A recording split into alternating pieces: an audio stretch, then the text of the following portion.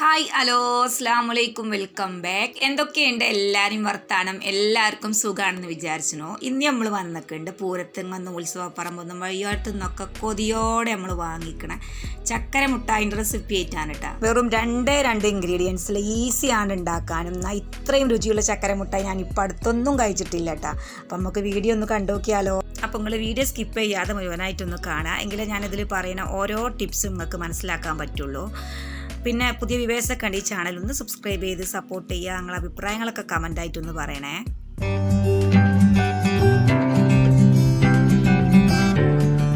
ചക്കരമുട്ടായി ഉണ്ടാക്കാനായിട്ട് ഇതാ ഞാൻ 1 കപ്പ് ഉഴുന്നാണ് ഇട്ട് അടുത്തൊക്കെ ഉണ്ട്. ഇപ്പോൾ ഈ ഒരു ഉഴുന്ന് നല്ലോണം ഒന്ന് കേക്കിയിട്ട് കുറച്ച് വെള്ളം ഒഴിച്ച് കൊടുത്തിട്ട് ഒരു 4 മണിക്കൂറൊന്ന് കുതിർത്ത് വെക്കണം. അങ്ങനെ കുതിർത്ത് വെച്ച ഉഴുന്ന് വെള്ളമൊക്കെ ഊറ്റി കളഞ്ഞിട്ട് ഇപ്പോൾ ആ ഒരു മിക്സിൻ്റെ ജാർക്ക് ഇട്ട് കൊടുത്തിട്ടുണ്ട്. കൂടെ ഒരു 2/3 കപ്പ് വെള്ളം 2 വട്ടമായിട്ട് ഇങ്ങനെ ഒഴിച്ച് കൊടുത്തിട്ട് നല്ല മഷി പോലെ അരച്ചെടുത്തിട്ടുണ്ട്. അങ്ങനെ അരച്ചെടുത്ത് വെച്ച ഉഴുന്ന് മാവാണ് കേട്ടോ. എന്നിട്ടിത് നല്ലോണം ഒന്ന് ഇളക്കി മിക്സാക്കി കൊടുക്കണം. ഹെയറൊക്കെ ഒന്ന് പുറത്ത് പോകാൻ വേണ്ടിയിട്ടാണ്. അങ്ങനെ ഈ മാവ് കുറച്ച് വെള്ളത്തിലിട്ടിട്ട് അതിലേക്ക് ഇങ്ങനെ ഇട്ട് കൊടുത്തു കഴിഞ്ഞാൽ ഇങ്ങനെ പൊങ്ങിക്കിടക്കണം. അപ്പോൾ ദാ ഇതുപോലെ വന്നാൽ മാവ് കറക്റ്റ് പരുവായിട്ടുണ്ട് എന്നുള്ളതാണ്. അങ്ങനെ വേണം കരുതാൻ. അടുത്തത് നമുക്ക് ശർക്കര ഒന്ന് ഉരുക്കിയെടുക്കണം. അപ്പോൾ ഞാനൊരു 300 ഗ്രാം ശർക്കരയാണ് കേട്ടോ അടുത്തൊക്കെ ഉണ്ട്. അതിലേക്ക് ഒരു 1/3 കപ്പ് വെള്ളം കൂടെ ഒഴിച്ചു കൊടുക്കുന്നുണ്ട്. അപ്പോൾ ഇതിൻ്റെ ശർക്കര ഞാൻ മുന്നത്തെ വീട്ടിൽ പറഞ്ഞിട്ടുണ്ട്, നല്ല ശർക്കര നോക്കിയിട്ട് നിങ്ങൾ എടുക്കുക. അങ്ങനെ ശർക്കരയൊക്കെ നല്ലോണം ഒന്ന് ഉരുക്കി വരട്ടെ. അതിനുശേഷം ഞാൻ ഇതിൻ്റേതായിട്ടുള്ളൊരു രുചിക്കൂട്ടാണ് കേട്ടോ ഇതിലേക്ക് ചേർത്ത് കൊടുക്കേണ്ടത്. ചുക്ക്, ഏലക്ക, ജീരകം അളവൊക്കെ നിങ്ങളെ ഇഷ്ടമാണ്. പിന്നെ കൂടെ തന്നെ ഒരു പിഞ്ച് ഉപ്പും കൂടെ ഇട്ട് കൊടുത്തിട്ട് നല്ലോണം തിളച്ച് വന്നാൽ ഇതൊന്ന് അരിച്ച് ഒഴിച്ച് വെക്കണം. ഇനി നമ്മൾ നേരത്തെ അരച്ച് വെച്ച മാവുണ്ടല്ലോ, ഒന്നല്ലെങ്കിൽ പൈപ്പിംഗ് ബാഗ് എടുക്കുക, അല്ലെങ്കിൽ ഇങ്ങനത്തെ ഇതുപോലത്തെ എന്തെങ്കിലും ഒന്നെടുക്കുക.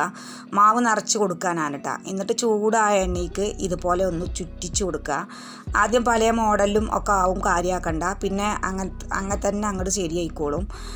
പിന്നെ തീ മീഡിയത്തിലാക്കാൻ മറക്കരുത്. അങ്ങനെ ഉള്ളൊക്കെ വെന്ത് അത്യാവശ്യം മുരിഞ്ഞ് വന്നാൽ എണ്ണയിൽ നിന്ന് കോരി അപ്പാടന്നെ 1/4 ഭാഗം ചൂടായ ശർക്കര പാനിയിലേക്ക് ഇട്ട് കൊടുത്തിട്ട് കൈലോണ്ടോ എന്തുണ്ടെങ്കിലും ഒന്ന് അമർത്തി വെക്കണം. അപ്പോൾ രണ്ടാമത്തെ ബാച്ച് ആയി വരുന്നത് വരെ ഈ ഒരു ഫസ്റ്റ് ബാച്ച് ശർക്കര പാനിയിൽ കിടന്നോട്ടെ.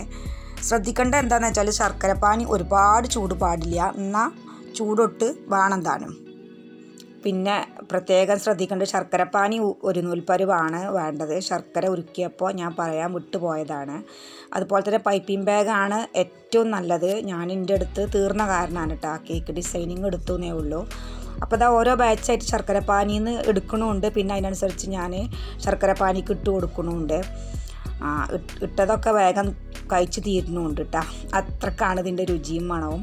അപ്പോൾ നിങ്ങൾ ഉണ്ടാക്കി നോക്കിയിട്ട് മറക്കാതെ നിങ്ങളെ ഫീഡ്ബാക്ക് കമൻറ്റ് ബോക്സിൽ എഴുതി അറിയിക്കണം. നമ്മുടെ നാട്ടിലൊക്കെ ചക്കരമുട്ടായി എന്നാണ് കേട്ടോ അതിന് പറയുക.